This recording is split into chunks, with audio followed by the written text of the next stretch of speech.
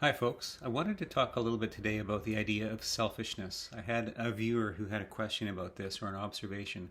So I'd like to start with an old Benny Hill joke. This comes from back in the 70s, the Benny Hill show. And it always made me laugh even when I was a kid, so I want to tell you the joke. So the joke is there's a dinner party, and after dinner, dessert comes out, and it's pieces of cake. And the cake is going around the table, and one of the gentlemen at the table takes the biggest piece of cake. And the lady sitting beside him says, "If that were me, I would have taken the smallest piece.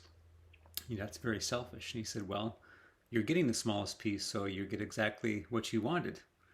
And I always just thought that was so funny because what it really illustrates is this idea of the perverse nature of the idea of selfishness. Of course, the woman didn't want the smallest piece. What she wanted was everyone to recognize her as being an unselfish person.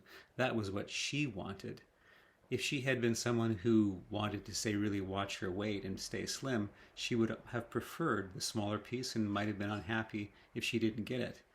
The man who took the bigger piece maybe wasn't caring so much about his weight, just more about taste, so he got what he wanted by taking the biggest piece. So when you think this through, it seems like there's a bit of a paradox here, or something that doesn't quite line up. Selfishness, what does it actually mean to want something for oneself? Now, what it actually means really is self-interest. We all have self-interest at the base level. We want to survive. We want the people that we know to survive, even though we know we're not going to forever.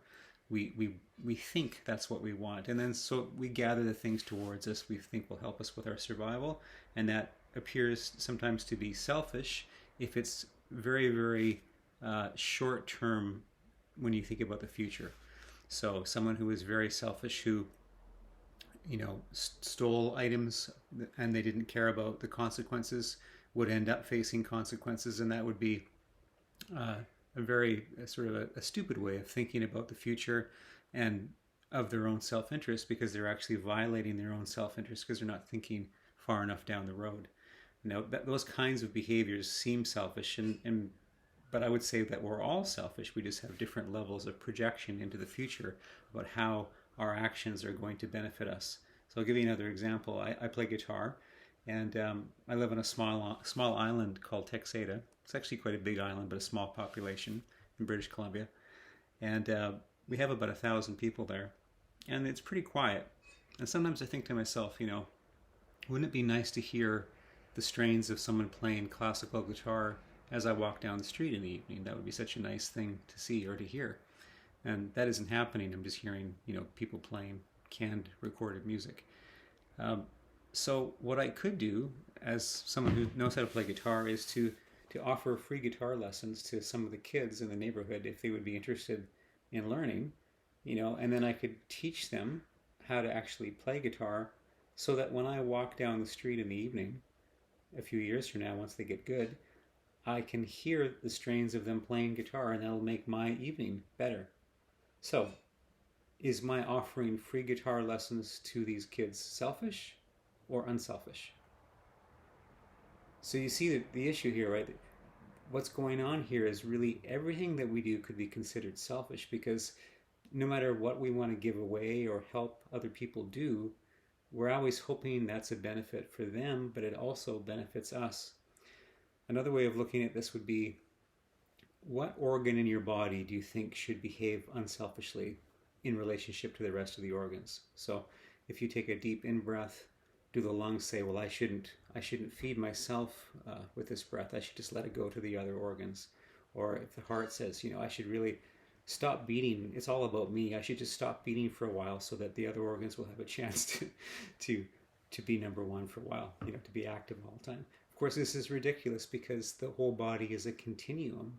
It's not a set of disparate parts. It's an evolved pattern of being.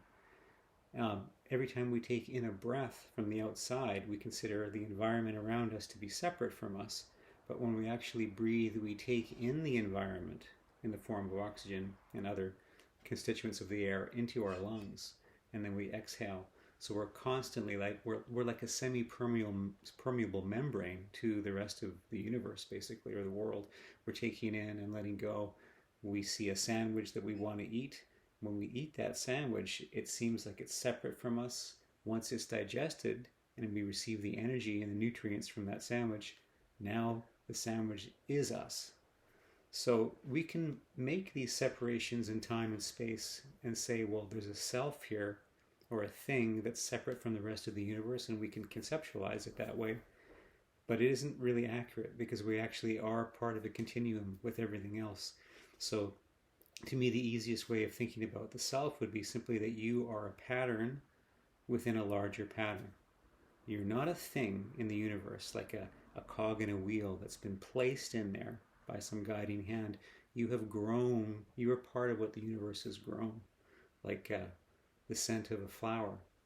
That's part of the flower. It's not separate from it. So that's our human experience. And I think thinking about things in terms of selfishness or unselfishness it's categorically wrong because it's a misunderstanding of what the self is. So that's all I've got for you today. Hope you're having a great time.